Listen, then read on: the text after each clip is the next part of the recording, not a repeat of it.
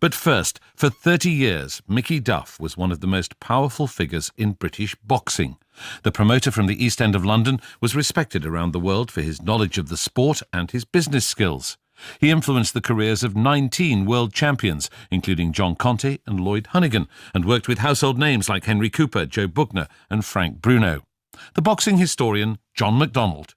Mickey looked like your most generous uncle and your most feared villain. This fight did not belong in Wales, it belonged in London. He had the boxer's nose, if you like, that flattened nose across the front and the sort of rounding of the eyebrows. Because Lewis and his advisors... He was always dressed immaculate.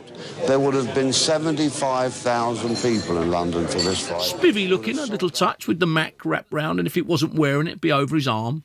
A little bit sinister. He wasn't born Mickey Duff, was he? What was his background? His background was he was the son of a rabbi, and so had a very, very strict upbringing. Maury Prager was his full name. Born in Krakow in Poland. Young boy in the outbreak of war, evacuated to the United Kingdom, and that's when he started to grow up. So was he a fighter outside the ring as well as inside the ring? He started in the booth boxing, really. He knew you could get a few quid if you could hold your hands up when he was in the booths. And could box 8 or 9 times a day. I lost 8 fights out of 69. I used to manage my managers and tell them who to put me in with. So he was quite a tough nut. Tough nut, real tough nut. A real solid, tough nut. If things weren't going Mickey's way, we all better move, really. I've seen him at shows when he thought there might be an injustice in the ring. In other words, his fighters being held or maybe a head used or some illegal tactic, screaming and shouting at the top of his voice, "Referee, what are you doing? Are you blind?" It was a theatre in itself. I'm sure most of the people that went to Mickey Duff shows went to see him perform because, he was just a real sort of Charles Dickens character. I started off really by not liking him much as a bloke or as an operator. Thought he was a bit of a tough guy. Barry Hearn is a rival promoter. But over a period of time, I started to, as I matured as an operator myself and as a boxing promoter, I started to understand that actually he was a good operator. He did know the business. And of course, he had a lot of tremendous one-liners which kept everyone entertained while he kept a grip on his empire. I remember him once exasperating with a boxer he had who didn't look if he was trying an inch, he was very evasive, he wasn't making a commitment. And at the end of the 4th or 5th round, the boxer said to Mickey, "How am I doing?" He said, "Son, you're doing well enough to lose." Some of his catchphrases, they should be in a dictionary. He would say, "Matchmake, you couldn't match the cheeks of my arse. If you want loyalty, son, buy a dog." 4 rounds to go.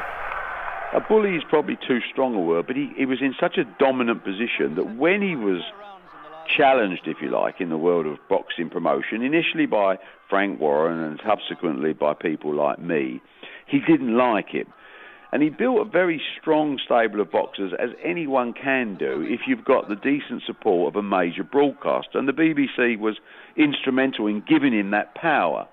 And from then onwards, of course, in those days, it cemented his dominant position, and he was in a position to build up a whole variety, whether it's John H. Stracey, Maurice Hope, Frank Bruno, the names were endless.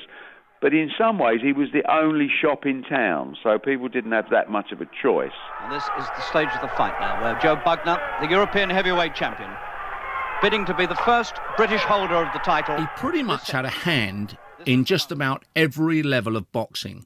He could be matchmaking a Southern area title for a boxer that's maybe 8-0, boxing another boxer from the same region that's maybe 6 and lost 2. From the right-hand corner against Cooper of Britain. And at the same time, he would be looking at Muhammad Ali's defence against Henry Cooper. The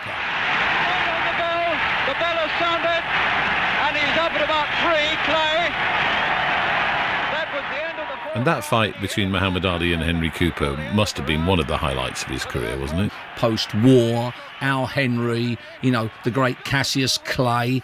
Yeah, it would have been a massive highlight of his career up until that point. But, he had some incredible strokes of genius and had his fingers in many, many pies. There wasn't a lot that went on, both sides of the Atlantic, he didn't have something to do with. I've had very good relationships with a lot of my boxers. I was on the closest of terms with Cornelius Bozer Edwards, who became junior lightweight champion of the world, and he still calls me once or twice a week now. I think he still considers me his manager. He must have made enemies then, because this is a rough, tough game, isn't it? Sure. I mean, there's a classic story that he made enemies with the Crays, and he was quite open about it. So you can't fight. You're useless. You can't fight. I can put you on a bill. You can't fight. And they wanted him to promote them. Oh, yeah. No, they were livid. What? They sent a dead rat to his wife once in a box made out like it was a flower delivery. They didn't bother Mickey. Nothing bothered Mickey Duff.